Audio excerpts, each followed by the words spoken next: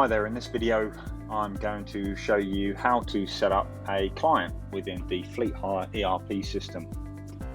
We're actually already in FleetHire as part of the Fleet Center app selection.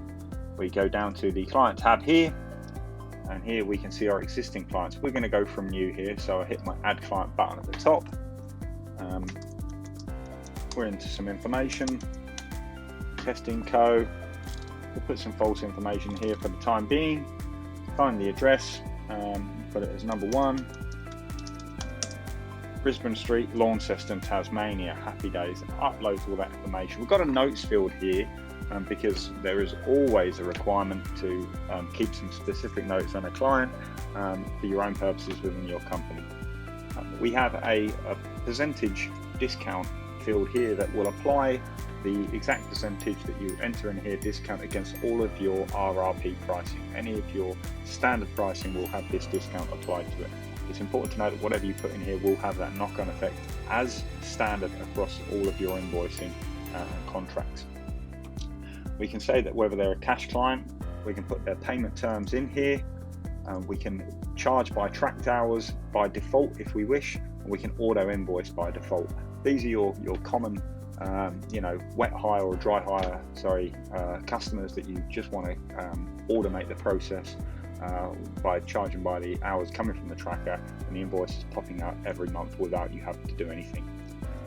The credit application form here, it's quite important that everyone does that, so we hit yes, and then they go through and you fill in the information about the credit application that put with the approved credit limit. The approved credit limit is quite important because we set an alert for you if someone looks like they're going to go over that approved credit limit, even if that's mid-hire. Say you've got an approval for 100,000, they hire 2 bits of gear from you, that adds up to 98, and halfway through they want to add another machine. Those sort of errors are quite easily missed, and when you're above their credit limit, it's very difficult to go and retrieve that money should a problem occur later on. With their insurance, if they don't have it, the 13% fee is going to apply throughout, and that's that 13% fee here. If you remember, when we're in settings, is the one that we put by default. You can put 50% by default if you wish. However, that might have some implications when you try to retrieve those funds from the customer.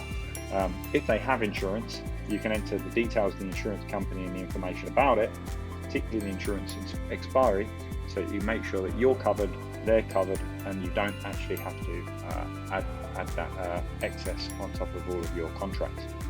Trade credit insurance, obviously something that you can put in place. It's an internal process there, whether you have it or not, whether it's authorized, but the facility is here to do it in here.